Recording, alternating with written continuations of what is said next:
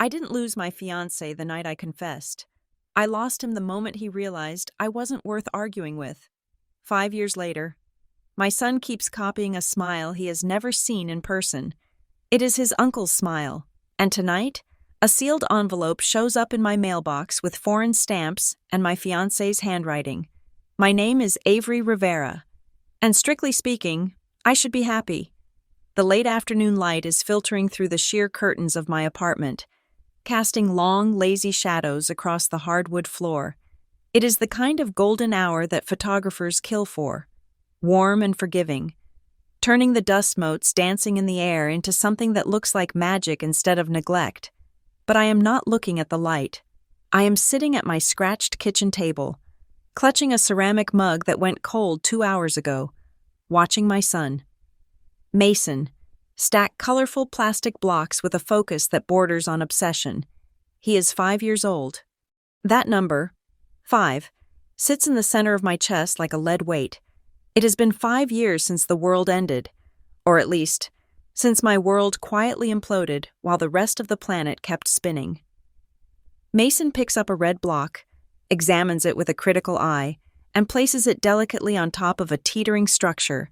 Then, feeling my gaze on him, he pauses. He does not turn his whole body. He just tilts his head back and looks at me upside down. Then, he smiles.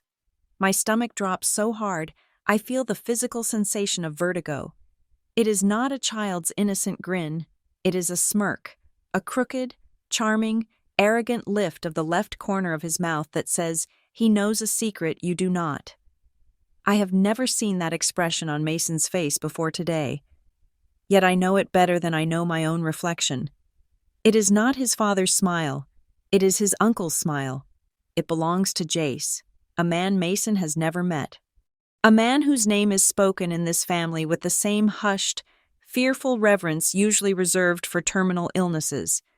Seeing that genetic echo on my son's face, the face of a 5-year-old boy who loves dinosaurs and peanut butter, feels like a violation. It is a reminder that biology does not care about regret. Biology captures your worst mistakes and replicates them in the people you love the most, forcing you to stare at them across the breakfast table every single morning. I look away, pretending to check my phone, but the screen is black. People tell me often that my house feels peaceful. They compliment the beige walls, the lack of clutter, the soft jazz I sometimes play to drown out the ringing in my ears. They tell me I have done a wonderful job creating a sanctuary for Mason and myself. They are wrong. This house is not peaceful. It is just quiet. There is a difference. Peace is the presence of tranquility, but quiet is just the absence of noise. And in this house, the quiet is weaponized. It is silent enough for me to hear my own thoughts, and my thoughts rarely have anything kind to say. They mostly talk about Ethan Calloway, my fiancé, the man who was supposed to be the father of my children, the man who was supposed to grow old beside me, complaining about his knees and reading the newspaper on Sunday mornings. He vanished 5 years ago. I do not use the word vanished lightly. People leave all the time. They pack bags. They scream. They slam doors. They sign divorce papers. Ethan did none of those things. He excised himself. It was surgical. One day he was here, standing in our living room with a stillness that terrified me, and the next day, he was gone. He did not just move to another city. He deleted himself from the world. No social media, no forwarded address, no phone number. He severed every tether that connected him to the life we were building, leaving behind nothing but a void where a person used to be. For 5 years, I have lived in that void. Mason knocks the tower over. The crash of plastic on wood startles me, snapping my head back up. He laughs, a bright, bubbling sound that belongs entirely to him. Thank God. "Mama, look," he says. "I see it, baby," I manage to say. "Good job." I am about to stand up, to start the routine of dinner and bath time that keeps the existential dread at bay, when a sound cuts through the room. Knock, knock, knock. It is 3 sharp raps on the front door, not the tentative knock of a neighbor borrowing sugar. and not the rhythmic pounding of a delivery driver. It sounds distinct, deliberate. I frown. I'm not expecting anyone. I walk to the door, my socks sliding slightly on the floorboards. I check the peephole, but the hallway is empty. The motion sensor light in the corridor has not even flickered on. I unlock the deadbolt and pull the door open, ready to tell a solicitor that I am not interested. There is no one there. The hallway is long and empty, smelling faintly of floor wax and old cooking. I look down, slid halfway under the gap of my door, resting on the welcome mat. Is an envelope. It is not a standard letter. It is thick, heavy, made of expensive cream-colored linen paper that feels textured under my fingertips as I bend down to retrieve it. It has weight to it, a density that suggests documents, not greetings. I turn it over in my hands. My heart stops. I mean that quite literally, for a second. The blood ceases to move in my veins. The stamps are foreign. They are colorful, intricate rectangles from a country in Europe that I have only seen in travel magazines. But it is not the stamps that make my breath catch in my throat. It is the return address, Callaway Associates, and below that, a sender name that makes my vision swim, Ethan J. Callaway. My hands begin to shake. They shake so violently that the envelope rattles like a dry leaf. I have not seen his handwriting in 5 years. I have not seen his name written down by his own hand since the note he left in the junk drawer. That jagged, architectural scrawl is unmistakably his. He is alive. He is real. He is somewhere specific, somewhere with a postal code and a desk and stamps. For 1,825 days, he has been a ghost, and now he is an envelope in my hand. Mama? Who is it? Mason's voice comes from the kitchen. He has abandoned his blocks and is peeking around the corner, holding a plastic stegosaurus by the tail. I quickly hide the envelope behind my back, pressing it against my jeans as if it is radioactive. Nobody, sweetie, just some junk mail. He looks at me, his head tilted again. That same devastating angle. He knows I'm lying. He's 5 years old, but he is sensitive to shifts in the atmosphere, a trait he inherited from me. He senses the sudden spike in tension, the way the air in the room has become thin and sharp. I look at him, really look at him. If I open this envelope, whatever is inside will not just destroy me, it will reach him too. It will reach his grandmother, Marilyn, who cries every Christmas. It will reach his grandfather, Gordon, who drinks scotch in the dark. It will reach Jace, who is currently trying to rebuild a life out of rubble. This envelope is not a letter. It is a bomb. I walk back into the kitchen, placing the envelope on the counter. Face down. I cannot open it. Not yet. My fingers are numb. I feel the sudden, overwhelming need to sit down before my legs give out. I sink back into the chair, the wood hard against my spine. How did we get here? How did a woman who planned events for a living, who prided herself on organization and control, end up standing in a kitchen terrified of a piece of paper? To understand why my hands are shaking, you have to understand the crime. And to understand the crime, you have to understand the man I destroyed. I need to take you back to before the silence, before the envelope, before the look on Mason's face. I close my eyes, and the memories rush forward, sharp and bright. Let me rewind. 6 years ago, my life looked like a brochure for the American dream.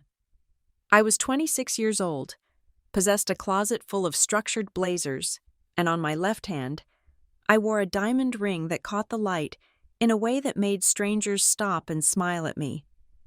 I was engaged to Ethan Callaway, a man who was, by every quantifiable metric, perfect. That was the problem, though I did not know it then. Ethan was steady. He was the kind of man who checked the tire pressure on my car before I even woke up in the morning. He worked as a senior consultant for Blue Harbor Systems, a private environmental firm that sent him to coastlines and erosion zones for weeks at a time. He saved wetlands. He saved budgets. He saved me from having to worry about taxes or leaky faucets or whether the front door was locked. He was unnervingly consistent. When Ethan loved you, He did not write poems or shout it from rooftops. He showed it in logistics. If I mentioned I liked a specific type of organic raspberry jam, the refrigerator would simply never run out of it. If I had a headache, a glass of water and 2 ibuprofen would appear on the nightstand without a word spoken. He was a silent operator, a man who believed that love was a verb, not a noun. He was warm, gentle, and utterly safe, and I began to resent him for it. I worked at Juniper Lane Events, a boutique planning agency where crisis was just another word for Tuesday.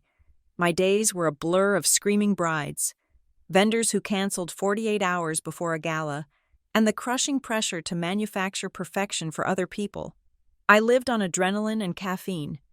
I came home buzzing with nervous energy, needing to fight or cry or run, and I would find Ethan sitting on the sofa, reading a thick biography. The house perfectly still. He would look up, smile his calm, anchored smile, and ask how my day was. He was the harbor, and I was the storm. And deep down, I hated that he never let the waves crash over him. I wanted him to match my chaos. Instead, he just neutralized it. Then came Jace. Jace Calloway was Ethan's younger brother, and he was everything Ethan was not. Where Ethan was a button-down shirt, Jace was a stained flannel with the sleeves rolled up. Where Ethan was a calculated silence, Jace was a loud, barking laugh that filled a room. He was an electrician who smelled like copper wire, ozone, and cheap deodorant. He had grease permanently etched into his cuticles and a way of looking at you that felt like he was daring you to do something stupid. It started innocently. It always does. Ethan was away in Oregon for a 3-week project on coastal shifting. The garbage disposal in our kitchen jammed, making a horrific grinding noise that vibrated the countertops. I called Jace because I did not want to pay a plumber and because Ethan had left a note saying, "If anything breaks, call Jace. I already paid him in beer." Jace came over 20 minutes later. He fixed the disposal in under 5 minutes, his forearms flexing as he wrenched the pipe. Then, instead of leaving, he leaned against the counter and opened a beer. We talked, not about interest rates or environmental policy, but about stupid things. We made fun of reality TV. He told me stories about his job sites where guys fell off ladders or found weird things in attics. He made the house feel loud.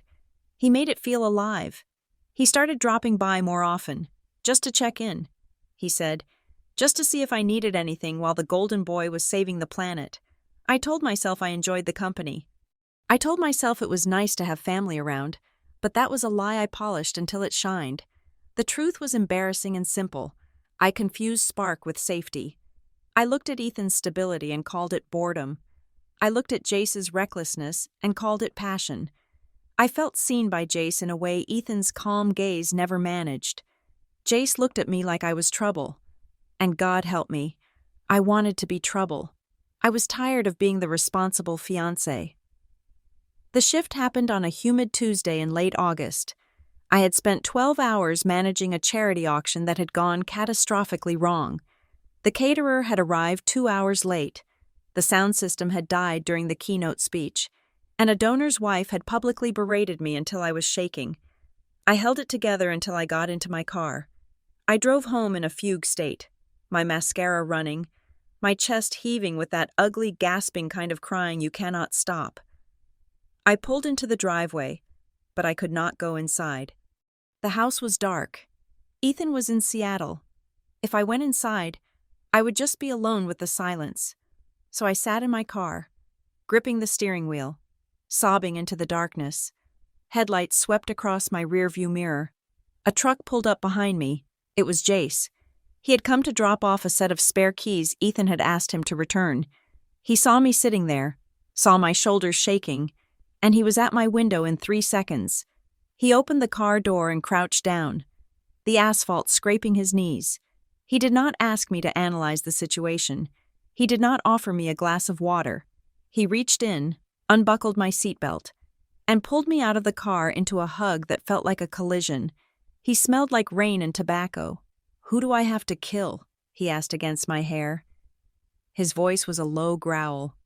"You tell me a name, Avery. I will burn their house down. It was the wrong thing to say. It was violent and childish and dramatic. But in that moment, it was exactly what my adrenaline-soaked brain wanted to hear.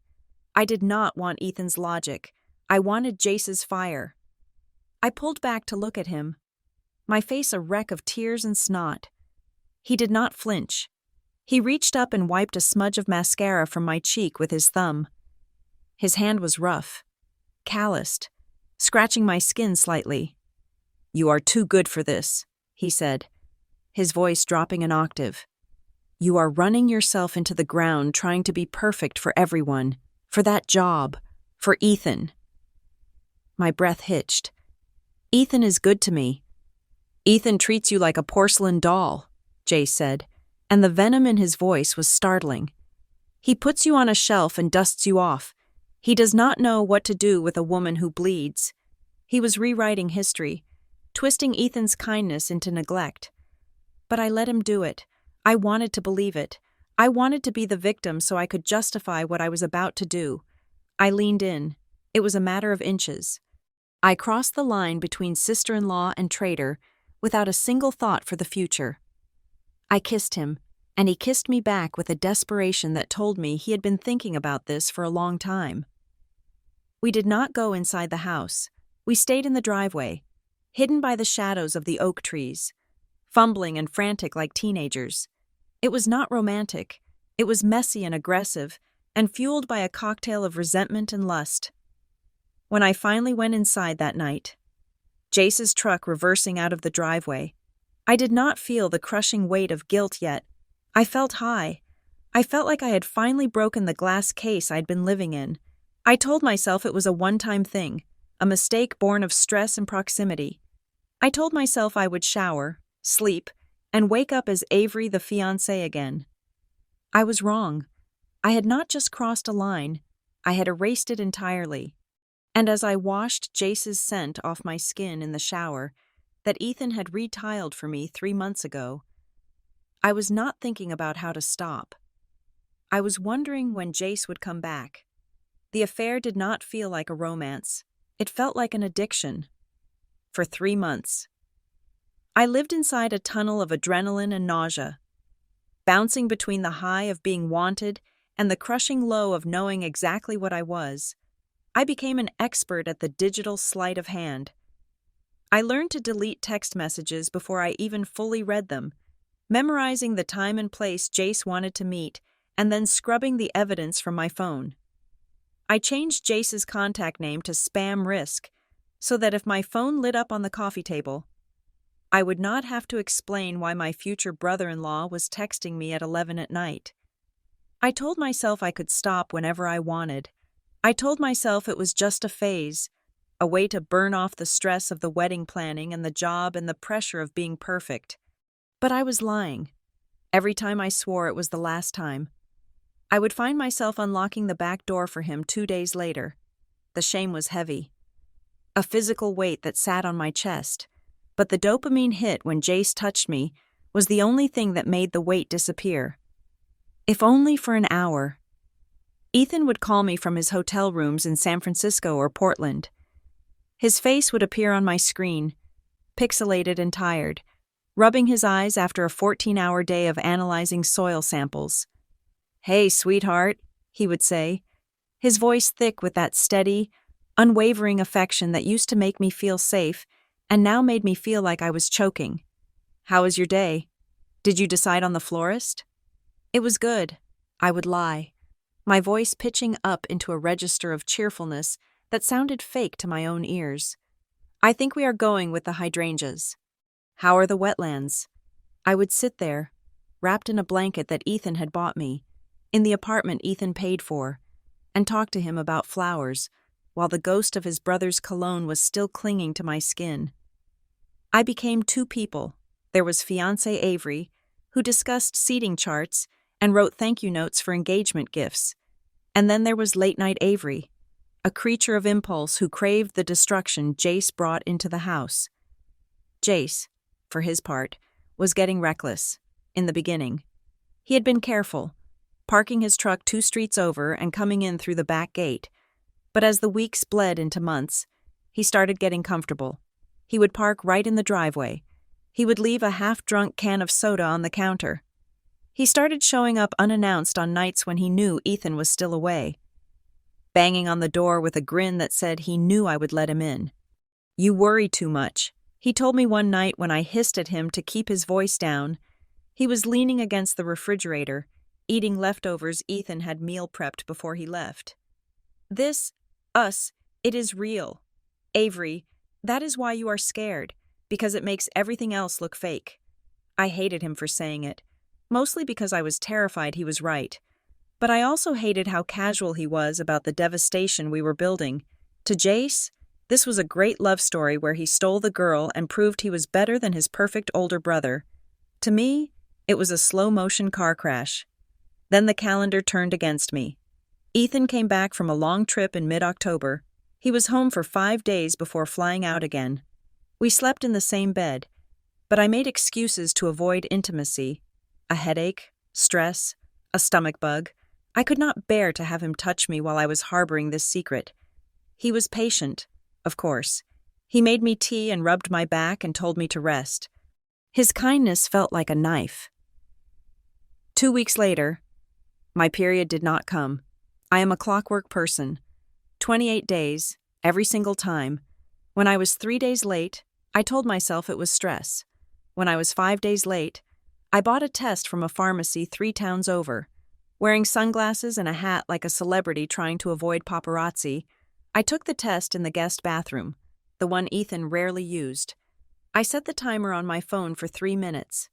I sat on the edge of the tub, my hands gripping the porcelain so hard my knuckles turned white. The timer went off. I looked, 2 pink lines, positive. I did not cry. I went into crisis management mode. I grabbed a notepad and a pen and started doing the math. I calculated dates.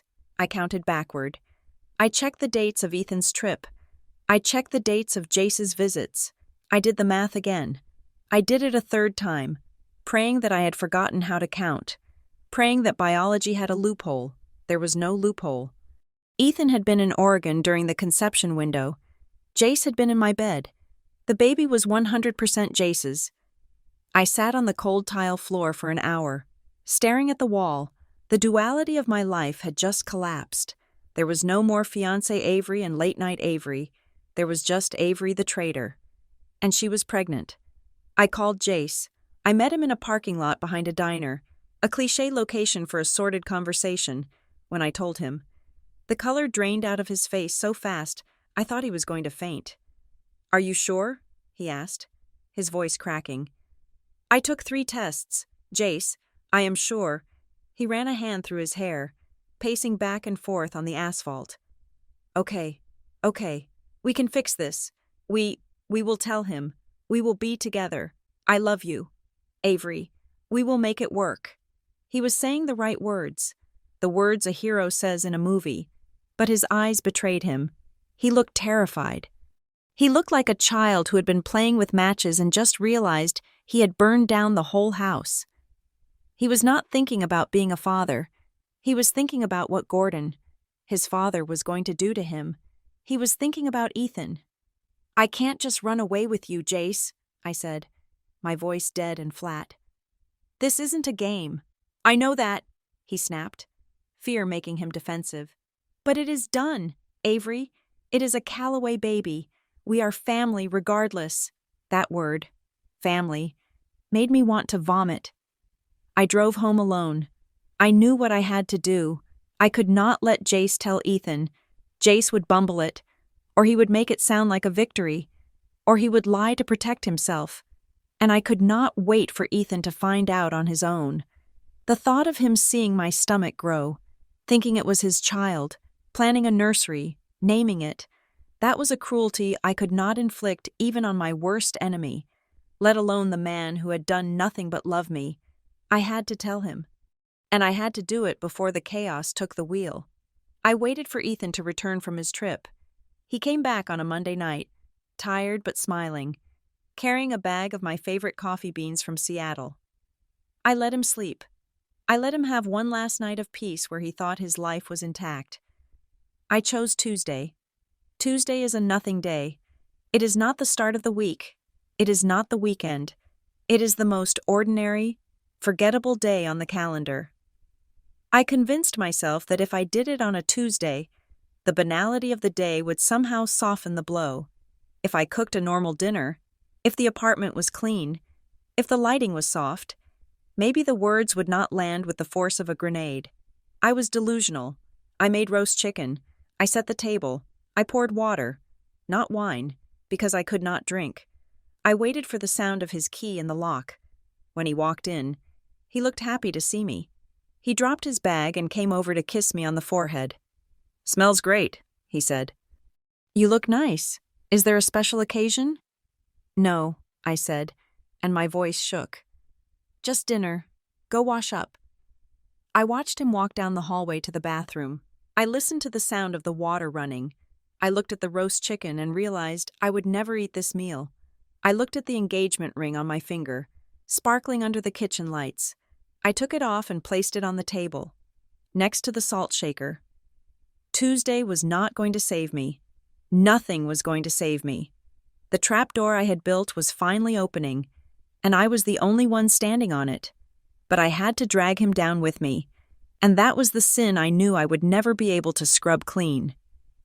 He walked back into the room, drying his hands on a towel. He saw the ring on the table. He stopped. The smile slid off his face, not slowly, but instantly, replaced by a blank, terrifying awareness. "Avery," he said. "Sit down." "Ethan," I whispered, and then I began to speak. "I am pregnant," I said. The words fell out of my mouth like stones, heavy and blunt, hitting the hardwood floor with a thud that felt vibrationally loud in the quiet kitchen. "And it is not yours. It is Jace's." I braced myself. I physically tensed my shoulders, pulling them up toward my ears, waiting for the explosion. I expected the roast chicken to be swept off the table. I expected screaming, the kind that makes the neighbors call the police. I expected him to grab me, or shake me, or at least throw his head back and howl at the ceiling. I was ready for violence. I was ready for tears. I was ready for him to call me a whore. But Ethan did not do any of those things. He went still. It was a terrifying, unnatural stillness, as if someone had reached into his chest and flipped a switch that cut the power to his nervous system. He stood there, the hand towel still clutched in his left hand, his eyes fixed on the engagement ring sitting next to the salt shaker. He did not blink. He did not breathe. For a moment, I thought he might be having a stroke. He looked less like a man and more like a statue carved from gray marble, frozen in a posture of domestic routine that no longer existed. The silence stretched. It expanded until it filled the room, pressing against the windows, squeezing the air out of my lungs. The refrigerator hummed. A car drove by outside, oblivious to the fact that a life was ending 10 feet away. Then, he blinked, once, slow and deliberate. He looked up from the ring and met my eyes. His face was a blank sheet of paper. There was no anger in his expression. There was no sorrow. There was just a profound, clinical detachment, like a scientist looking at a petri dish that had grown a bacteria he did not recognize. "Do you want me to react?" he asked, his voice steady and low, devoid of any inflection. "Or do you want me to understand?" The question took the wind out of me. I opened my mouth to speak, to beg, to explain, to vomit out the rehearsed speeches about loneliness and mistakes and how Jace was just a symptom of my own brokenness. "Ethan, please, He held up a hand. He did not slap me. He just created a stop sign in the air. That was not one of the options. He turned away from me. He did not look at the dinner I had made. He walked out of the kitchen and down the hallway toward our bedroom. His gait was even. He did not stomp. I followed him, my legs feeling like they were made of water. I stood in the doorway of the bedroom and watched him dismantle our life with an efficiency that made my blood run cold. He pulled his duffel bag, the black one he used for his site visits, from the top shelf of the closet. He unzipped it. The sound was like a tear in the fabric of the universe. He moved with eerie practicality. He did not throw clothes in blindly. He folded them, He took 3 shirts. He took 2 pairs of jeans. He walked to the bathroom and swept his toiletries into a travel bag. He opened the drawer of the nightstand and took out his passport and his checkbook. He left the framed photo of us on the dresser. He left the watch I had given him for his birthday. He was not packing for a trip. He was curating an exit. "Ethan, talk to me," I whispered, leaning against the doorframe because I could no longer support my own weight. "Scream at me, please. Just say something." He ignored me. He was operating on a frequency I could no longer access. He zipped the bag shut. He slung it over his shoulder. He looked around the room one last time, checking for anything essential, and finding nothing worth keeping. He walked past me. He did not brush against my shoulder. He navigated the space around me as if I were a piece of furniture, an obstacle to be avoided on the way to the door, in the entryway. He stopped. He turned to face me. He held out his hand, palm up. "The keys," he said. "What?" "The apartment keys," he repeated. It was the tone one uses to ask for a remote control or a glass of water, and the fob for the garage. "Ethan, you live here," I said, tears finally spilling over, hot and useless. "You can't just go. We need to figure this out. We need to talk about the lease, the keys. Avery." I reached into my pocket. My hands were shaking so badly I dropped them twice. The metal jingled, a cheerful sound that felt obscene. I placed them in his palm. His skin was warm. It was the only warm thing about him. He closed his fingers over the metal, put them in his pocket, and stepped back. He reached for the doorknob.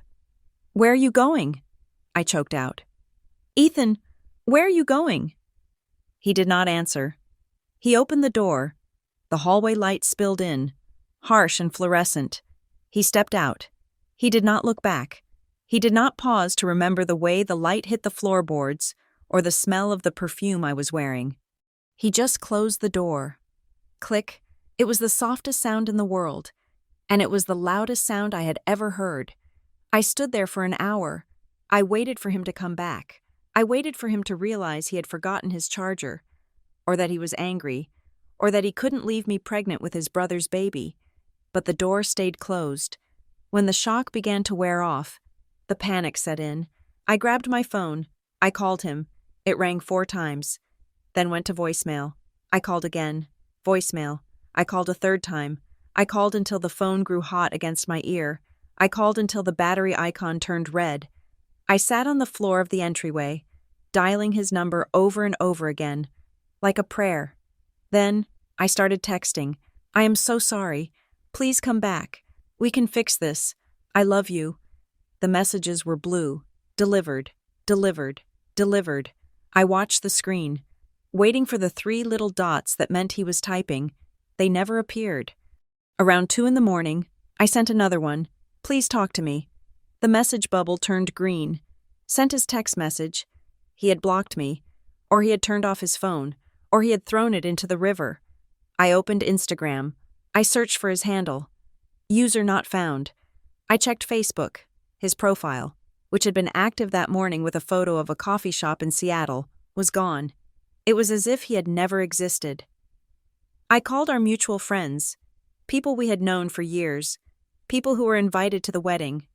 "Have you seen Ethan?" I asked Sarah, one of my bridesmaids, at 3 a.m. "No," she said, her voice groggy. "Is everything okay?" "He is gone," I said. "He is just gone." Nobody could find him. He had not gone to his parents' house. He had not gone to a hotel we knew. He had vaporized. For 3 days. I lived in a state of suspended animation. I did not go to work. I did not eat the roast chicken. I threw it in the trash when the smell became unbearable. I slept on the sofa because the bed smelled like him. I jumped every time a car drove down the street. On the 3rd day, at 9 a.m, my phone pinged with an email notification. It was not from Ethan. It was from a law firm in the city, a firm known for high-stakes corporate litigation, not family law. Subject: dissolution of engagement and asset separation. Callaway versus Rivera. I opened it. The language was brutal in its sterility. It stated that Mr. Ethan Calloway had formally ended the engagement. It outlined the separation of our finances. He had transferred his half of the rent for the remainder of the lease into my account. He had removed his name from the utility bills. He had authorized me to keep the furniture. He requested no contact. He stated that any further attempts to reach him would be handled through his legal counsel. He had automated our breakup. He had turned the end of our love into an administrative task. I dropped the phone. I wandered into the kitchen, looking for something, anything, that proved he had been a person and not a hallucination. I opened the junk drawer, the one place in the house that was disorganized, the place where we threw batteries and takeout menus and rubber bands. There, on top of a stack of coupons, was a sticky note. It was yellow. It was small. It had been written in blue ink. I picked it up. You made your life. I am making mine. 8 words. No signature. No goodbye. Just a statement of fact. He had not just left me. He had looked at the wreckage I had created, decided it was uninhabitable, and simply walked out to build a new house somewhere else. And as I stood there in the quiet kitchen, holding the yellow paper, I realized the most terrifying truth of all. He was not coming back. He was the smartest man I knew, and he had done the only logical thing. He had cut off the limb to save the body. I was the limb. The doorbell rang 4 days after the email. It was not the sharp, confident ring of a delivery driver, nor the tentative press of a neighbor. It was a sustained, heavy lean on the buzzer that signaled authority. I knew before I opened it that the Callaways had arrived. Marilyn and Gordon stood on the welcome mat. They looked as if they had aged a decade in 96 hours. Marilyn, a woman who usually wore pearls to the grocery store and never had a hair out of place, looked frayed. Her eyes were red-rimmed, her blouse buttoned wrong at the collar. Gordon stood behind her, a monolith of gray wool and suppressed rage. They did not hug me. They did not scream.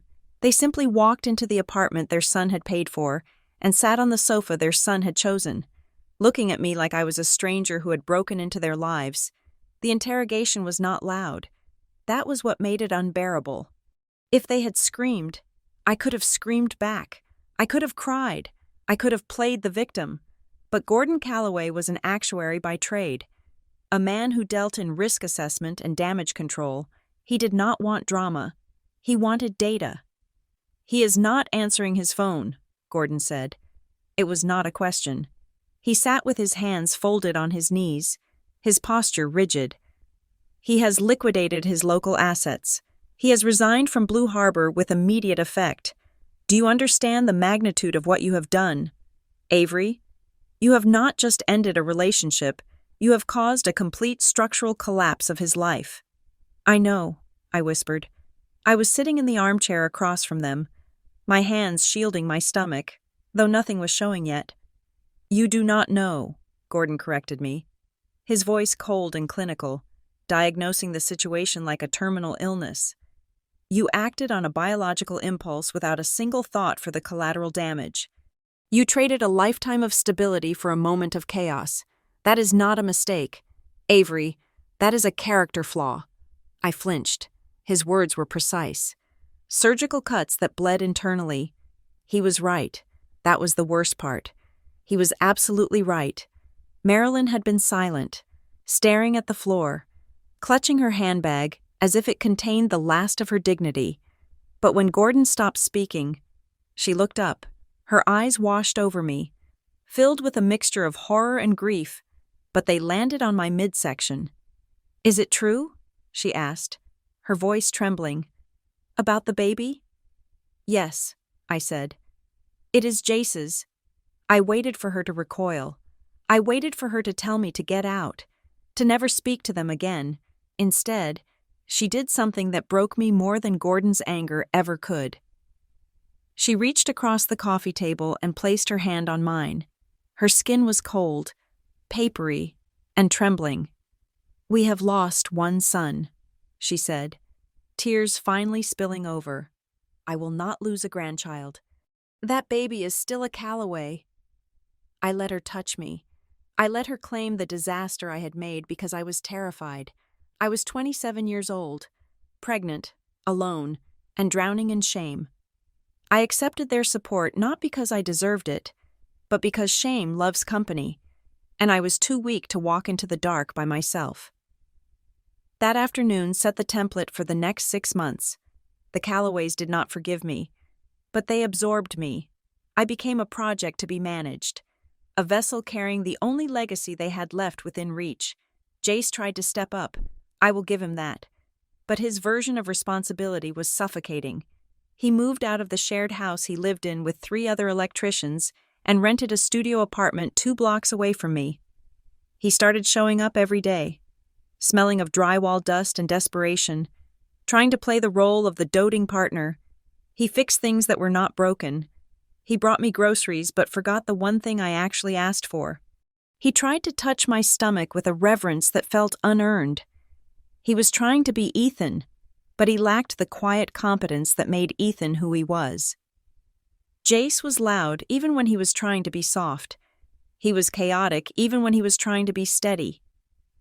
One night, over a dinner of takeout Thai food that sat heavy in my stomach, he dropped a velvet box on the table. "Marry me," he said. He looked exhausted, his eyes pleading. "Let us make this right. The parents want it. I want it. We can be a family. Avery." I looked at the ring. It was modest, nothing like the diamond Ethan had given me, and I felt a wave of nausea that had nothing to do with the pregnancy. "No," I said. "Why?" He slammed his hand on the table, the old Jace flaring up for a second. "Because I am not him? Because I do not make 6 figures and wear suits? Because I do not love you, Jace," I said, and saying it out loud felt like cleaning a wound with alcohol, stinging, burning, but necessary. "I slept with you, I'm having a baby with you, but I will not marry you to make your parents feel better. That is where I draw the line." I framed it as integrity. I told him I was doing it for us, to keep things honest, but the truth was darker. I refused to marry him because every time I looked at him, I saw the wrecking ball that had smashed my life. I felt disgust, not just for him, but for myself. Marrying him would be a life sentence of looking in the mirror and seeing the mistake staring back at me. Mason was born on a rainy Tuesday in April. He came into the world screaming, a healthy 8-pound furious ball of life, the moment the doctor placed him on my chest. The room went silent. There was no denying who he was. He had the Callaway brow. He had the Callaway chin. He looked so much like Jace, and by extension Ethan, that it hurt to look at him. Marilyn fell in love instantly. She sat by my hospital bed for hours, holding Mason, rocking him, whispering to him in a voice I had never heard her use. She bought him clothes, toys, blankets. She filled the silence where Ethan used to be with coos and lullabies. Gordon was different. He came to the hospital once. He stood over the plastic bassinet, looking down at the sleeping infant with his hands clasped behind his back. He did not offer a finger for the baby to hold. He nodded. Once. "He is healthy," Gordon said. "Good." He treated his grandson like a successful quarterly report. Polite, necessary, but devoid of warmth. I realized then that Gordon looked at Mason and saw the affair. He saw the betrayal. He saw the reason his favorite son was gone. We fell into a rhythm, a dysfunctional, fractured rhythm. I lived in my apartment. Jace lived in his studio. The grandparents visited on Sundays. We never spoke Ethan's name. It was the unwritten law of our new existence. We pretended he had never existed, that this strange, broken configuration of people was how it had always been. I started to believe that time would dull the sharp edges of the disaster. I thought maybe, just maybe, we could survive this. I thought the silence meant peace. Then the letter arrived. Mason was 4 months old. I was sleep-deprived, smelling of sour milk, and sorting through the mail on the counter. There was a thick envelope from a legal firm in Zurich. I opened it with trembling fingers. It was not a personal letter. It was a notification of a trust transfer. Ethan had legally removed himself from the deed of the apartment, which I did not even know he was still on, and transferred full ownership to me. But it was the attached document that stopped my heart. It was a residency affidavit. It listed his current address, Geneva, Switzerland. He was not just traveling. He was not on a long assignment. He had established permanent residency. He had obtained a work visa. He had moved 4,000 miles away. The letter was dated 2 weeks ago. I stared at the paper. Switzerland. He was in a time zone 6 hours ahead of me. While I was waking up to feed his brother's son, he was already halfway through his day, walking down streets I would never see, speaking a language I did not know, building a life that had absolutely no space for me in it, the hope I had been secretly harboring, the tiny, pathetic hope that he was just angry, that he was staying at a friend's house in the suburbs, that he would eventually cool down and come back, shattered. He was not coming back. He had not just left the relationship, he had left the continent. He had put an ocean and half a continent between us. I looked at Mason, who was kicking his legs in his swing, oblivious to the fact that his existence had exiled his uncle to the other side of the world. "He is really gone," I whispered to the empty room. And for the first time since he walked out the door, I realized that I was not just alone. I was left behind. The certified letter arrived on a Tuesday, exactly 6 months after Mason was born. It required a signature, and the mail carrier, a cheerful man who knew nothing of the war being fought inside my hallway, whistled as he handed me the electronic pad. I signed my name with a hand that felt detached from my body. The envelope was heavy, stiff, and bore the letterhead of a legal firm based in Zurich, with partner offices in New York. I sat at the kitchen table, pushing aside a stack of burp cloths and formula coupons, and sliced it open. I expected a finalized settlement on the apartment. I expected tax documents. I did not expect a threat. The language was polite. But it was the kind of politeness that covers a loaded gun. It stated, in no uncertain terms, that I was to cease and desist all attempts to contact Ethan Calloway. It listed the dates of my desperate phone calls. It listed the timestamps of the text messages I had sent into the void. It categorized my grief as harassment. Mr. Calloway has relocated permanently. The letter read, he has severed all domestic ties. Any further attempts to breach his privacy, digitally or physically, will be met with immediate legal action. It was not a request. It was a restraining order in a tuxedo. I put the letter down. The finality of it felt like a door slamming shut in a mausoleum. He had not just left me. He had hired professionals to build a fortress around his new life to keep me out. I tried to verify it. Of course, I am a masochist that way. I went to my laptop and tried to find him. His old phone number was disconnected. His personal email address bounced back with a generic server error. Even his LinkedIn profile, which he had meticulously curated for years, was gone. It was as if he had performed a digital scorched earth campaign. He had wiped his footprints from the internet so completely that if I did not have his brother sleeping on my couch and his nephew in the crib, I might have wondered if he had ever existed at all. A few weeks later, a friend of mine named Sarah, who worked in the same environmental circles as Ethan used to, came over for coffee. She looked nervous, twisting her napkin in her lap. "I heard something," she said, voice lowered, as if she were sharing state secrets. "About Ethan." My heart hammered against my ribs. "Is he okay?" "He is more than okay. Avery, he is thriving." She pulled up a web page on her phone and hesitated before sliding it across the table to me. "He is head of a division for a major consultancy in Europe now. They are doing massive reclamation projects in the Alps." I looked at the screen. It was a photo from an industry conference. And there he was. He looked different. He was wearing a suit I did not recognize, cut sharper than the ones he used to buy here. His hair was shorter, but it was his face that stopped my breath. He was standing next to 2 colleagues, a man and a woman, and he was laughing. It was not a polite, posed smile. It was a genuine, unguarded laugh. He looked lighter. He looked unburdened. He looked like a man who had shed 100 pounds of dead weight and walked away whistling. He looked free. I stared at the photo until my screen dimmed. That freedom was purchased with my misery. He had cut us off. Me, his parents, his brother, and in doing so, he had saved himself. While Ethan was ascending, Jace was spiraling. The reality of winning me had settled in. And the prize was not what Jace had imagined. He was stuck with a crying infant, a girlfriend who flinched when he touched her, and a mountain of bills he could not pay. The romance of the illicit affair had evaporated, leaving behind the stale odor of responsibility. Jace started drinking. It began with a few beers after work, then a six-pack, then whiskey in a coffee mug on Tuesday mornings. He started missing shifts at the construction site. He would come over to the apartment, smelling of sawdust and stale bourbon, and sit in the chair where Ethan used to read. "He got out," Jace muttered one night, staring at the television without seeing it.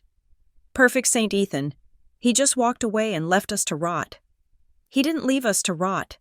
"Jace," I said, folding laundry on the sofa. "We drove him away." "He is a coward," Jace spat, his eyes glassy. "He has all that money, all that success, and he does not send a dime for his nephew? He is selfish." I looked at Jace, really looked at him. His face was puffy from the alcohol. His hands, once strong and capable, were shaking slightly. He was bitter not because Ethan was gone, but because Ethan had escaped the trap that Jace had set. Jace was the one who had blown up the bridge, but now he was furious that he was the one left stranded on the burning side of the river. The tension came to a head at a Sunday dinner with his parents. We were eating at Marilyn and Gordon's house. The air was thick with the things we were not saying. Mason was in a high chair, banging a plastic spoon against the tray. Jace was 3 beers deep and slurring his words, complaining about his foreman. "He is on my back about being 10 minutes late," Jace grumbled, stabbing at his pot roast. "Like he has never slipped up. I told him, I have a kid now. I have pressure." Gordon placed his knife and fork down on his plate. The clink of silverware on china was sharp. He looked at Jace with an expression of profound, exhausted disappointment. "You do not have pressure, Jace," Gordon said quietly. "You have consequences." "What is that supposed to mean?" Jace challenged, his face flushing red. "It means you wanted this life," Gordon said. He did not raise his voice. He did not need to. "You wanted the girl. You wanted the family. Now you have them. And you are crumbling because you realize that being a man requires more than just showing up."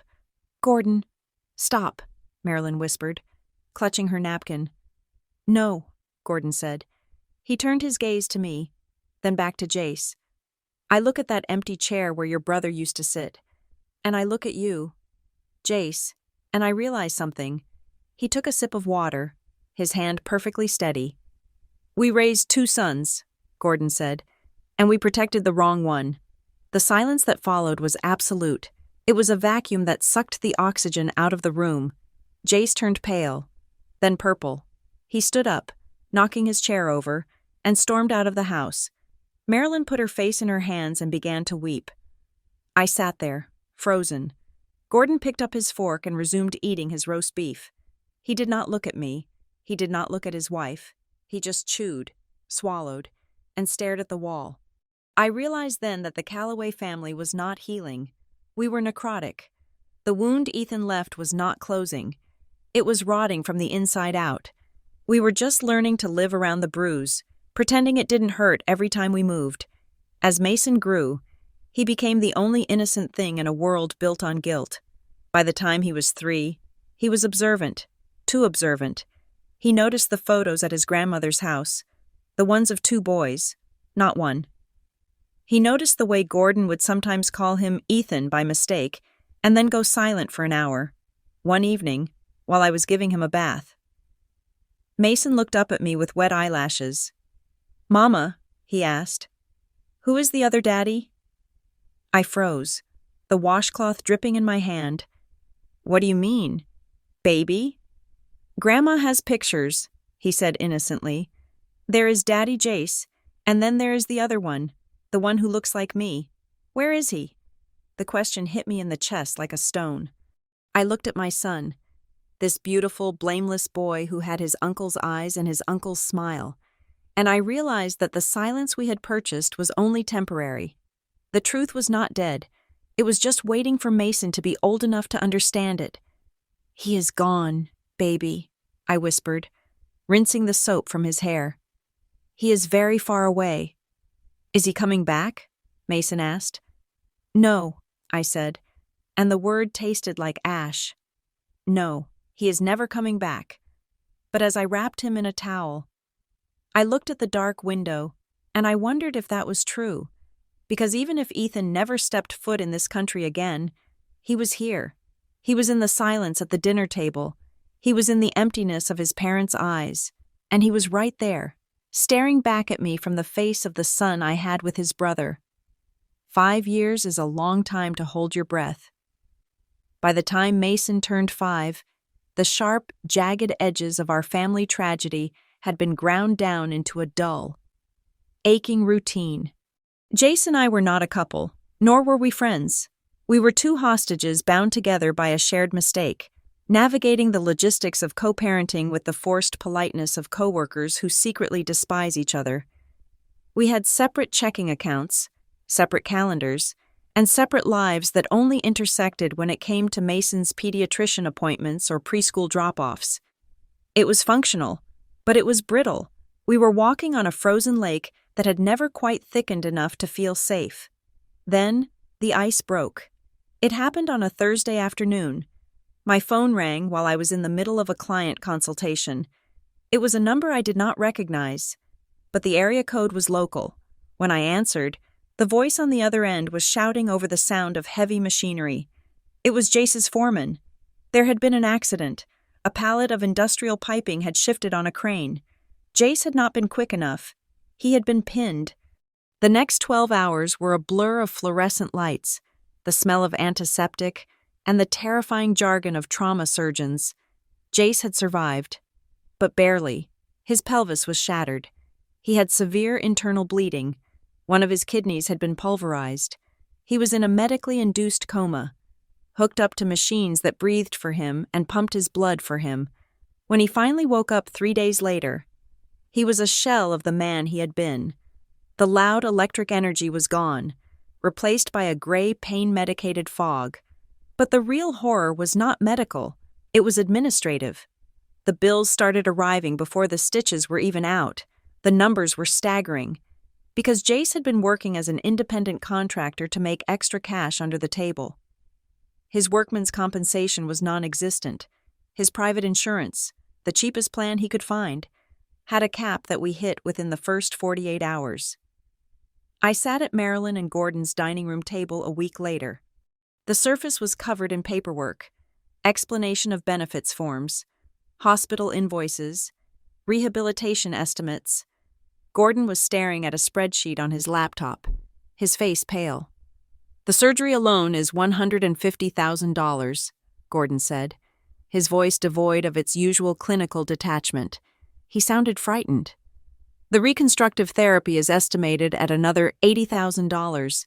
He will not be able to work for at least 18 months, maybe 2 years. Marilyn was holding an envelope, her hands trembling so violently that the paper made a rattling sound. "We have savings. Gordon, we have the retirement fund." "It is not enough," Gordon said, closing the laptop with a snap. "I have done the math. Marilyn, if we liquidate everything, the retirement, the equity in this house, the emergency fund, we cover maybe 6 months of his care. After that, we are destitute, and he still won't be walking." I sat in the corner, feeling small and useless. I was the mother of their grandchild, but I was financial dead weight. I scraped by with my event planning, but I lived paycheck to paycheck. I could not fix this. The room fell silent. The grandfather clock in the hall ticked, marking the seconds of our ruin. Then, Marilyn said the forbidden sentence, "We have to call Ethan." The name sucked the air out of the room. Gordon stiffened as if he had been slapped. He did not look at his wife. He stared straight ahead at the china cabinet. "Absolutely not," Gordon said. "He is rich. Gordon, Marilyn pleaded, her voice cracking. We know he is. Sarah told Avery he is a partner now. He has millions. He is our son. Jace is his brother. He has no brother, Gordon said, his voice rising for the first time in years. He made that very clear. We are dead to him. Do you want to beg him? Do you want to crawl to the man we betrayed and ask him to pay for the consequences of that betrayal? I will not do it. I will sell this house before I ask him for a penny. I don't care about your pride, Marilyn screamed, slamming her hand on the table. It was the first time I had ever seen her lose control. Jace is going to lose his apartment. He is going to be crippled and homeless because we are too proud to make a phone call. Ethan is family. Family helps family. I watched them argue, feeling a sick, twisting sensation in my stomach. They were talking about Ethan like he was a diversified portfolio or an emergency line of credit. They had forgotten he was a person. They had forgotten that the reason he had millions was because he had fled the wreckage we caused to build a life where he didn't have to look at us. They felt entitled to his success because they shared his DNA, conveniently forgetting that they had prioritized Jace when it mattered most. I felt invisible. I was the architect of this disaster. Yet I had no voice in the cleanup. We can't just call him, I said quietly. They both turned to look at me, surprised I was still there. He changed his number, I reminded them. He blocked us. The lawyer said any contact would be harassment. There has to be a way, Marilyn said, wiping her eyes. Avery, you know people. You know his old network. She was right. I did. And God help me. I was just as desperate as they were. I looked at the spreadsheet on the table. $150,000. It was a number that could swallow us whole. I spent the next day making humiliated, careful phone calls. I reached out to a woman named Clara, a former project manager at Blue Harbor, who I knew had stayed in touch with Ethan professionally. I met her for coffee. I did not tell her the whole truth. I told her it was a medical emergency involving his brother. I begged. Clara looked at me with pity, which was worse than judgment. She wrote an email address on a napkin. He screens everything, she warned me. It goes to an assistant first. If the subject line looks like drama, they delete it. Be professional.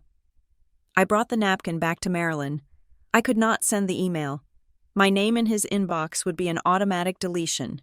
It had to come from his mother. Marilyn sat at my computer. It took her an hour to write 3 sentences. She typed, backspaced, cried, and typed again. Subject, Jace. Critical emergency Ethan.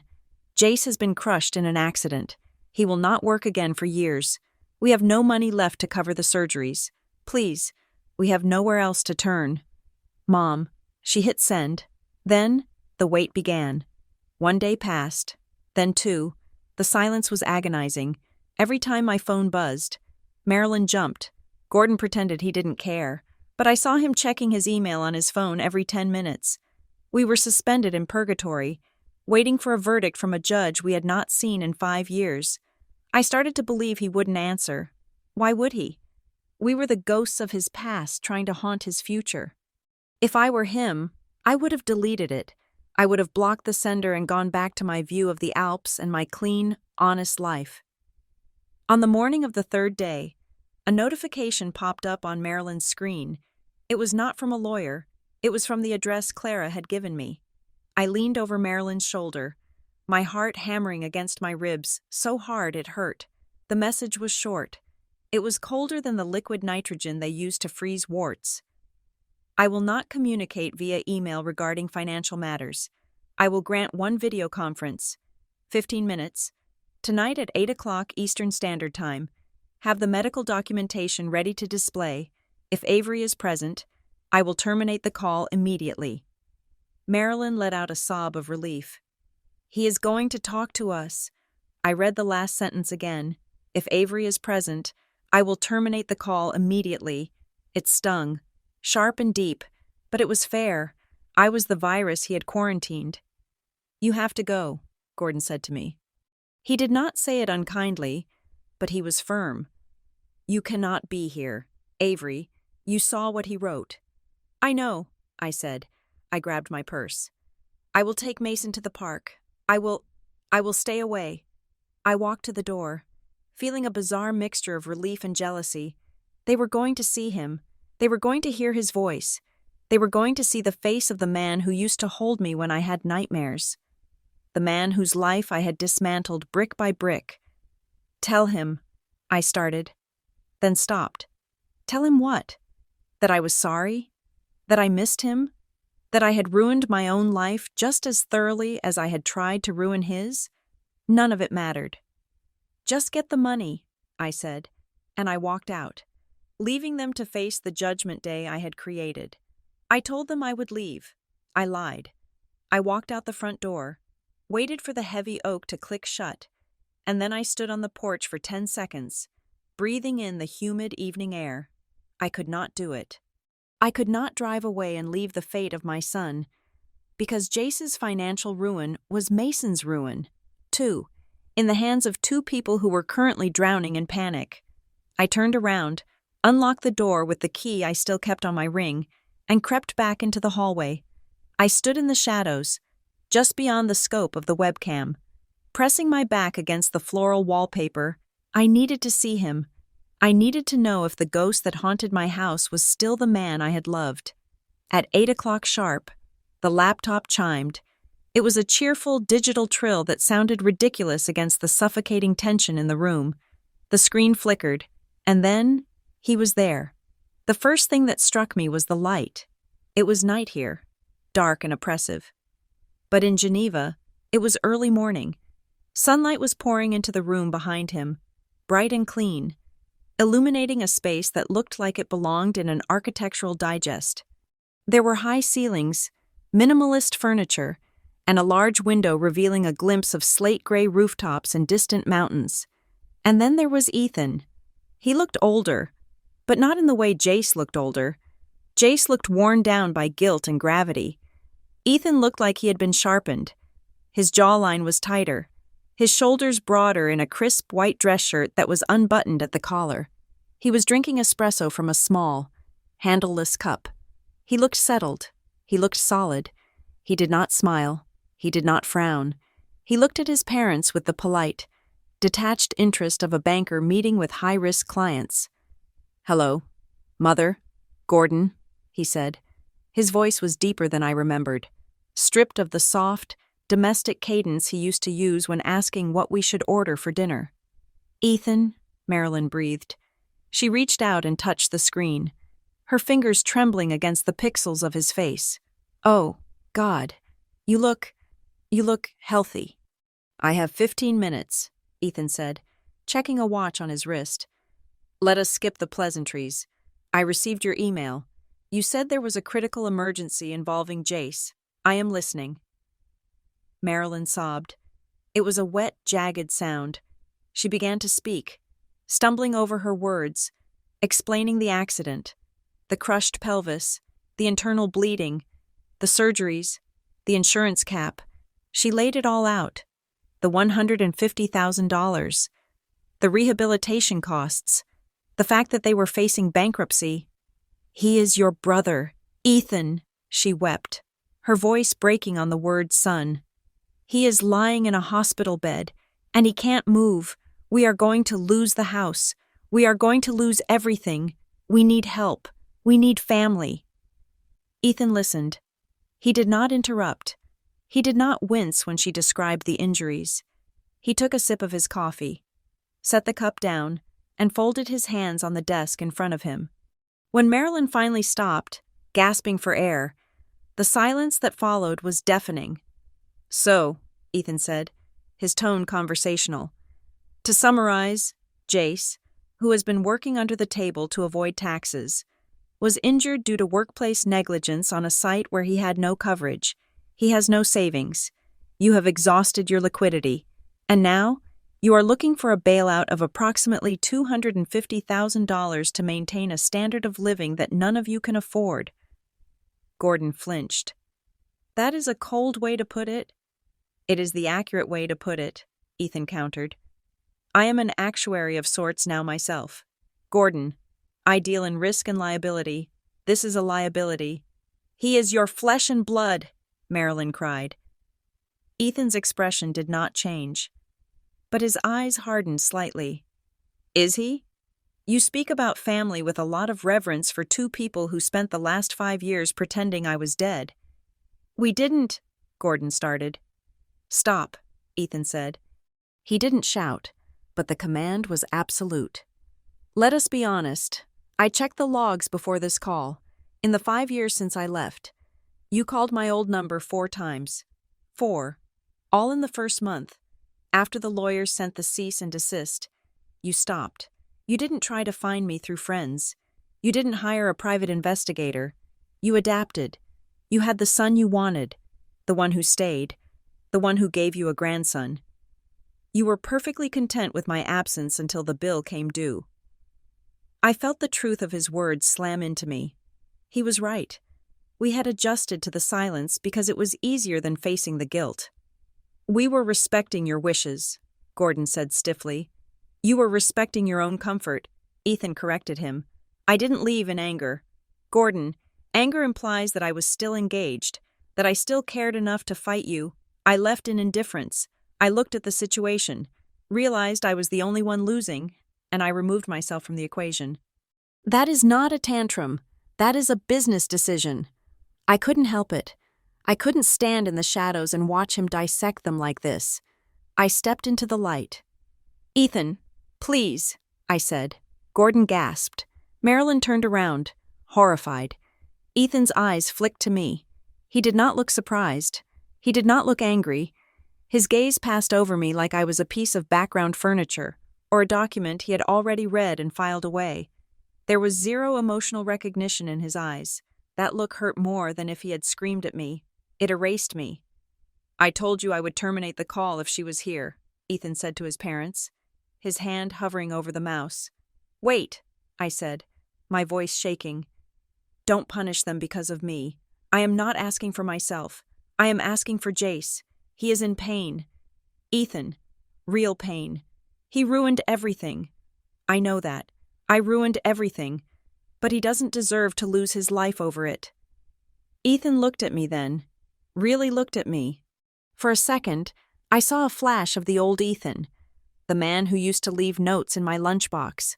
But it was gone as quickly as it came, replaced by that terrifying alpine calm. Don't turn this into a redemption scene, Avery, he said. This isn't a movie. There is no third act forgiveness where we all hug and learn a lesson. You made a choice. Jace made a choice. You are living the life you built. Why should I finance it? Because you can, Marilyn whispered. Because you are successful. Because you are better than us. Ethan laughed. It was a dry, humorless sound. I am not better than you. Mother, I am just free of you, and I intend to keep it that way. He leaned forward, looking directly into the camera lens. I will not send the money. I will not pay for the surgeries. I will not cover the mortgage. If Jace loses his apartment, he can move in with you. If you lose your house, you can rent. People do it every day. You will figure it out, just like I had to figure out how to breathe again when the 3 people I loved most in the world stabbed me in the back on a Tuesday.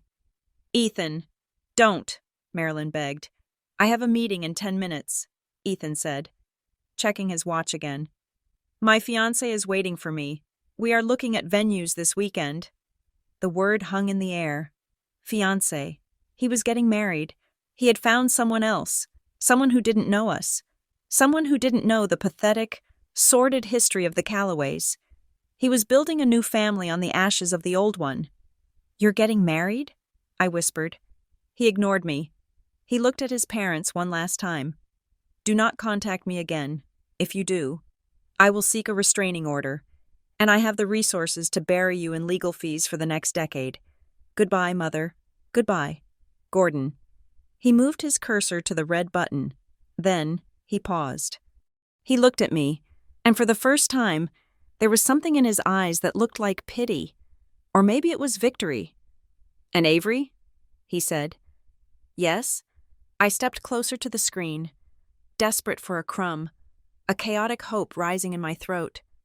I already handled the only responsibility that was never yours to use against me, he said. What? I asked. confused. What does that mean? You will find out, he said, but do not mistake it for kindness. The screen went black. The chime signaled the end of the call. The room was silent. Save for the hum of the laptop fan, Marilyn collapsed onto the table, sobbing into her arms. Gordon sat frozen, staring at the blank screen where his son used to be. I stood there, the words echoing in my head. The only responsibility that was never yours. He knew. Somehow, he knew something we didn't. And as the sun went down outside, casting long shadows across the floor, I realized that the checkmate hadn't happened 5 years ago. It had just happened now. Jace survived. That was the medical miracle. Though in the months that followed, there were days when the look in his eyes suggested he might have preferred the alternative. The doctors pieced his pelvis back together with titanium screws and plates. They saved his kidney. They stitched him up and sent him to a rehabilitation center that smelled of pine cleaner and boiled carrots. I visited him 3 days after he woke up. He was pale, his skin the color of old parchment, tubes snaking out of his arms. He did not look at me when I walked in. He stared at the water stains on the ceiling tiles. "Did he come?" Jace asked. His voice was a rasp, dry and brittle like dead leaves. He did not ask if Ethan sent money. He did not ask if Ethan called.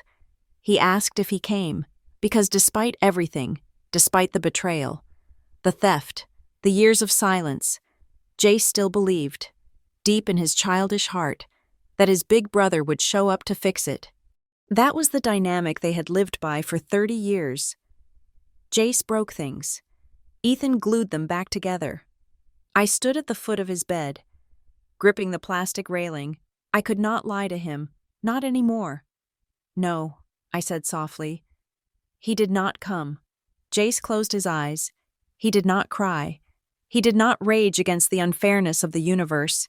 He just let out a long, shuddering breath, and with it, the last of his youth seemed to evaporate from the room. He did not argue. He finally understood that the safety net was gone. That was the beginning of the great fracture. The illusion that Jace and I were a team, two people making the best of a messy situation for the sake of our son, disintegrated. We stopped having joint birthday parties for Mason. We stopped the polite chit-chat at drop-offs.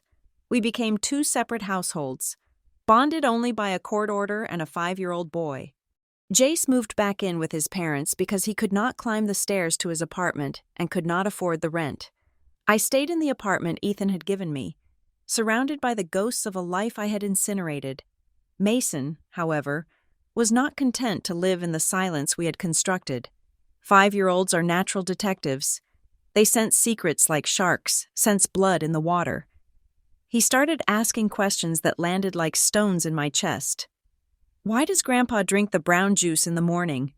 he asked me one day while I was tying his shoes.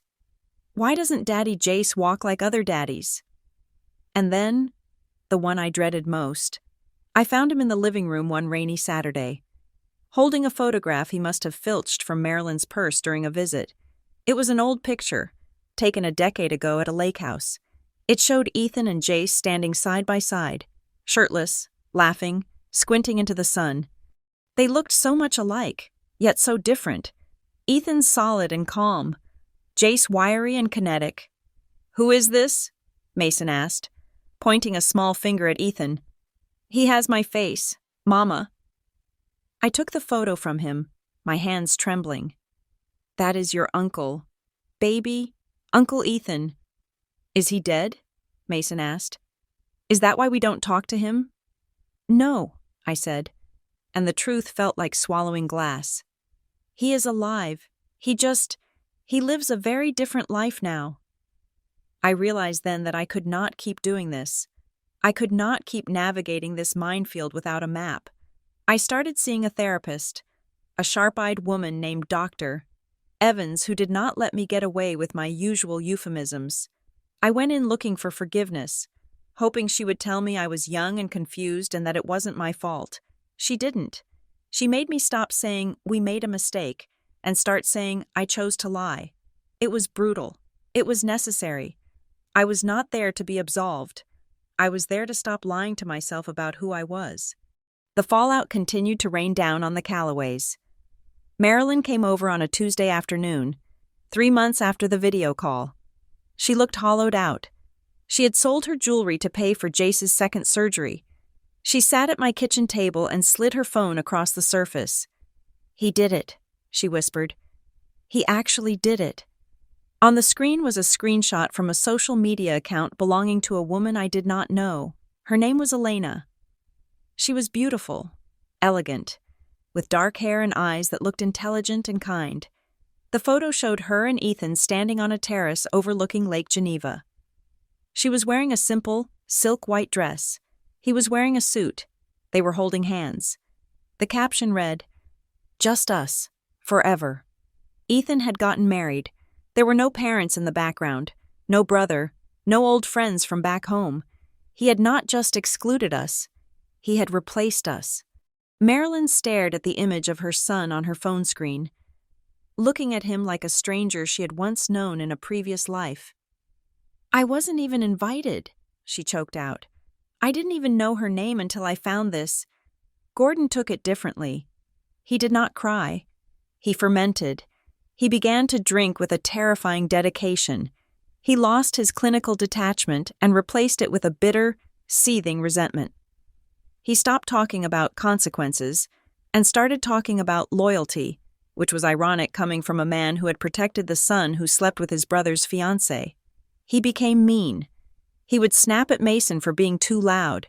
He would glare at Jace for being too slow. The shame was eating him alive. But he disguised it as principles. Then came the envelope. It arrived on a nondescript Wednesday in November. The leaves were stripping off the trees outside, leaving the branches bare and skeletal. I heard the mail slot clatter, and when I walked to the door, I saw it lying on the mat. It was thick. It was creamy. Heavy linen paper. My heart stopped. I knew that stationery. I knew those foreign stamps. I picked it up. My fingers numb. I expected another legal threat. I expected a notice that he was suing us for the emotional distress of the video call. I turned it over to check the addressee. It was not addressed to Ms. Avery Rivera. It was not addressed to Mr. and Mrs. Gordon Calloway. The typed letters stood out in stark black ink. To Master Mason Calloway, care of Ms. Avery Rivera. Strictly private and confidential. I stood in my hallway, holding the envelope that weighed nothing but felt heavier than the building itself. It was addressed to my son, to the child Ethan had never met, to the biological proof of his brother's betrayal. I took it into the kitchen. I sat down. I did not open it immediately. I stared at it. And suddenly, Ethan's voice from the video call came back to me, clear and cutting as a bell. I already handled the only responsibility that was never yours to use against me. The air in the kitchen shifted, the temperature seemed to drop, and clarity washed over me like cold water. I had assumed he was talking about debt. I had assumed he was talking about legal protection. But I was wrong. Ethan was an actuary. He assessed risk. He protected assets. He mitigated damage. And he knew, better than anyone, that the Callaways were a sinking ship. He knew his parents were broke. He knew Jace was reckless and now incapacitated. He knew I was barely scraping by. He had cut us off. He had let us drown in the mess we created. But there was one person in this disaster who had not made a choice. One person who was innocent. One person who was vulnerable. Mason. My hands shook as I reached for the letter opener. I realized that Ethan's cruelty was actually a surgical kind of mercy. He hadn't come back for us. He would never come back for us. But he had not forgotten the boy who wore his face. I sat at the kitchen table, the envelope lying open before me like an autopsy report. My hands were shaking so violently that I had to press them flat against the cold wood just to steady them. Inside that packet of cream-colored linen paper lay the answer to the question that had haunted me for 5 years, and the solution to a problem I had thought was insoluble. I pulled out the first document. It was a legal deed for a trust fund. It was titled, The Mason Calloway Education and Welfare Trust. I scanned the dates. It had been established 4 years and 11 months ago. Ethan had created this almost immediately after he left. While I was frantically calling his phone, while Jace was playing house, and while his parents were pretending he didn't exist, Ethan had been sitting in a lawyer's office in Geneva, signing paperwork to ensure the child of the betrayal would never starve. I looked at the numbers. The initial deposit was significant. With 5 years of compounded interest, the balance was enough to cover private school, university, and medical expenses until Mason was 25. But there was a catch, a brilliant, ironclad catch. The trust was locked. The terms were explicit. Not a single cent could be withdrawn for general household expenses. It could not be accessed by the parents, the grandparents, or any legal guardians for rent, debts, or personal use. The funds were paid directly to institutions, schools, hospitals, insurers. The trustee was a third-party legal firm in Zurich. Ethan had built a fortress of money around Mason, and he had made sure that neither I, nor Jace, nor his parents could ever breach the walls. We could not use Mason as a meal ticket. We could not use him to pay off Jace's medical bills. Behind the deed was a letter. It was handwritten. Avery, I anticipated this day. I knew that eventually. The entropy of the life you and Jace built would catch up with you. I knew that crisis follows character. And when the floor finally fell out from under you, you would come looking for a safety net. I am not that safety net. I never will be again. However, I refuse to let an innocent child become collateral damage in a war he did not start. Mason did not ask to be born into this mess. He does not deserve to inherit the poverty of his father's choices or the desperation of his mother's regrets. This trust is for him. It is untouchable. Do not try to challenge it legally. The jurisdiction is Swiss, and you will lose. This is the only help you will ever receive from me. It guarantees his future. It does not redeem yours. Ethan, I put the letter down. I felt a sob rise in my throat. But it wasn't from sadness. It was from relief. Pure, washing relief. Mason was safe. No matter what happened to Jace, no matter if I lost my job, no matter if the Callaways went bankrupt, my son would have an education. He would have health care. Ethan had protected him from us. Then I saw the second envelope. It was smaller, sealed with wax, and bore a single name on the front. Mason. There was a sticky note attached to it. To be given to him on his 18th birthday. If the seal is broken before then, the trust dissolves. I stared at that small sealed envelope. Inside were words I would never read. Ethan was telling his side of the story to my son, man to man, in a future I hadn't reached yet. It hurt. It hurt in a strange, visceral way. To know that there was a relationship between them that bypassed me entirely. But I realized, with a sudden clarity, that I deserved the exclusion. I had lost the right to control the narrative. I reached into the main envelope one last time. There was one final document attached to the back. Paper clipped to a photocopy of a bank statement. This was the twist I never saw coming. It was a summary of a loan agreement from 6 years ago. The date was 3 months before the affair began. I read the details, and the blood drained from my face. Jace had taken out a business loan for $50,000. He had used Ethan's name. He had forged Ethan's signature.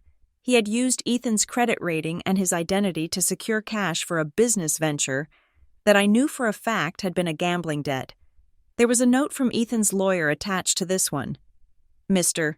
Callaway discovered this fraud 2 days before he departed. He chose not to press criminal charges at the time to avoid a public scandal that would have destroyed his family's reputation. He paid off the principal himself to close the account. However, during the recent audit of Jace's insolvency regarding his accident, the lenders have reopened the file due to irregularities in Jace's current declarations. My breath caught in my throat. Ethan hadn't just left because I cheated. He hadn't just left because I was pregnant. He had left because his brother, the brother he had protected, the brother who was sleeping with his fiancé, had been stealing from him. Jace had committed a felony, and Ethan, in a final act of twisted loyalty, had walked away to spare Jace from going to prison. The door to my apartment flew open, it was unlocked, and Marilyn burst in. She looked frantic. She must have received a copy of the legal notice regarding the fraud investigation. "You have it?" she gasped, seeing the papers on the table. "You have the file?" "He stole from him," I said, my voice quiet. Jace stole $50,000 from Ethan, before the affair even started. "It was a misunderstanding," Marilyn cried, rushing to the table. "He was in trouble, Avery. He was going to pay it back. Ethan knew that. That is why Ethan paid it. We have to bury this. If the insurance company finds out about the fraud, they will void Jace's accident policy entirely. He will go to jail. You have to burn that paper." She reached for the document. For 6 years, I had played this game. I had kept the secrets. I had smoothed over the rough edges. I had nodded when Gordon made his passive-aggressive comments. I had stayed silent when Jace played the victim. I had allowed the Callaways to rewrite history because I was too ashamed to read the real version out loud. Marilyn's hand was inches from the paper. "No," I said. I slammed my hand down on the document. Marilyn froze. "What did you say?" "I said no," I repeated. Standing up, my legs felt strong. "I am done, Marilyn. I am done protecting Jace. I am done protecting you. I am done protecting myself." "He is the father of your child," she shrieked. "He is crippled. Would you send him to prison? Would you destroy this family?" "This family is already destroyed," I said, my voice steady. "We destroyed it the moment we thought we could lie our way out of consequences. Ethan paid the debt. He saved Jace once. He saved him from prison. And how did Jace repay him? By sleeping with me. By taking his life." "Avery, please," Marilyn begged, tears streaming down her face. "Think of Mason." "I am thinking of Mason," I said, looking at the sealed envelope on the table. "That is why I am doing this. I will not raise my son inside a lie. I will not teach him that love means covering up crimes." I picked up the phone. I dialed the number for the insurance auditor listed on the legal document. "What are you doing?" Marilyn whispered, horror dawning on her face. "I am telling the truth," I said. I made the call. I confirmed the dates. I confirmed the signature was not Ethan's. I blew the house of cards down. The fallout was swift and absolute. The fraud investigation was reopened. Jace was not arrested immediately due to his medical condition, but the threat of prosecution loomed over him like a dark cloud. The insurance company denied his claims based on a pattern of financial deception. Gordon and Marilyn were forced to sell their house, the large Victorian they had been so proud of, to pay for Jace's legal defense and his medical bills. They moved into a small, rented condo on the edge of town. The shame they had feared so much finally arrived, and it was public. Jace hit rock bottom, stripped of his victimhood, forced to face the reality that he was not just unlucky but criminal. He finally started the real work of recovery. It was ugly, and it was slow, and he hated me for it, but it was real. As for me, I stopped hiding. I told my friends the truth, not the sanitized version, but the ugly one. I lost some of them. I kept the ones who mattered. I stand on my balcony now, watching the sun set over the city. Mason is inside, doing his homework. He is safe. His future is secured. Not by the father who stayed, but by the one who left. I think of Ethan often. I think of him in that clean, sunlit apartment in Geneva, holding hands with a woman who wears silk and knows nothing of his brother's debts. I used to think he punished us by leaving. Now I know he saved himself. And in the end, by forcing us to face the fire we lit, he saved us too. Thank you so much for listening to this story. I would love to know where you are tuning in from.